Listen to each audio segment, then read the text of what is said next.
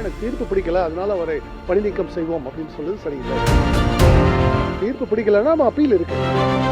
அவங்க லஞ்சம் வாங்கினாங்களா, அவங்களோட நடத்தை சரியில்லையா, அதற்காக தான். திருப்பரங்குன்றம் விவகாரம் தொடர்பாக நீங்க எக்ஸ் வலைதள பக்கத்துல ஒரு பதிவு விட்டுருந்தீங்க. அது என்ன அப்படின்னா, ஜி.ஆர். சுவாமிநாதன் அவர்களை எல்லாரும் சேர்ந்து ஒரு கார்னர் பண்ணக்கூடாது அப்படிங்கிற மாதிரி எஸ் குருமூர்த்தியினுடைய பதிவிற்கு மேலிட்டு நீங்க குறிப்பிட்டிருந்தீங்க. உங்களுடைய நிலைப்பாடு என்ன? ஜி.ஆர். சுவாமிநாதனுடைய அந்த தீர்ப்பை எப்படி பாக்குறீங்க? அது தீர்ப்பு அது உடன்பாடு இருக்கிறதோ இல்லையோ, அதற்கு அப்பீல்னு ஒன்று இருக்கு. அது ஹைகோர்ட்லேயே அப்பீல் இருக்கு, அப்புறம் சுப்ரீம் கோர்ட் அப்பீல் இருக்கு. அதுதான் முறையான வழி. ஒரு ஜட்ஜி நமக்கு கொடுத்த தீர்ப்பு நமக்கு உடன்பாடு இல்லை, அதனால அவளை இம்பீச் செய்ய போறோம். இம்பீச்மெண்ட் அப்படின்றது இருக்கு, ஒரு பணி நீக்கம் செய்யறது. அது ஏதோ அவங்க லஞ்சம் வாங்கினாங்களா, அவங்களோட நடத்தை சரியில்லையா, அதற்காக தான் செய்ய முடியும்.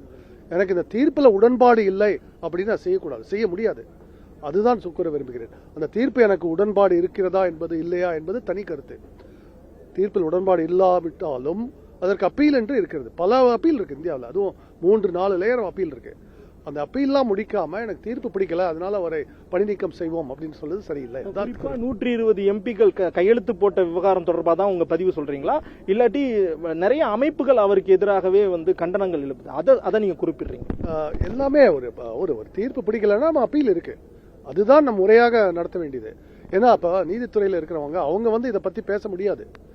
அதனாலதான் இதை அரசியலாக்க கூடாது. ஏன்னா அவங்களால பதில் சொல்ல முடியாது. இப்போ நான் சாதாரண மனிதனாக இருக்கிறதுனால இதை பத்தி பதில் சொல்ல முடியும். ஒரு பதில் கூற முடியாதவர்களை போய் எப்படி தாக்கக்கூடாது. ஏன்னா அவங்களுக்குன்னு ஒரு குறிப்பான ஒரு இருக்கு, அதற்கு அப்பீல் இருக்கு. 3 லேயர் அப்பீல் இருக்கு, 4 லேயர் அப்பீல் இருக்கு. அதுதான் சரியான முறையாக இருக்குமே தவிர்த்து பணி நீக்கம் செய்வது, வெளியிலிருந்து தாக்குவது அது சரியான முறை இல்லை. அதுதான் என்னோட கருத்து. தமிழ்நாட்டோட பொருளாதார வளர்ச்சி 16% அப்படின்னு சொல்றாங்களே, அதை நீங்க எப்படி பாக்குறீங்க? தமிழ்நாட்டில் ஜிடிபி வளர்ச்சி நன்றாகவே உள்ளது. இன்னும் நன்றாக வளர முடியும் என்ற நம்பிக்கை உள்ளது.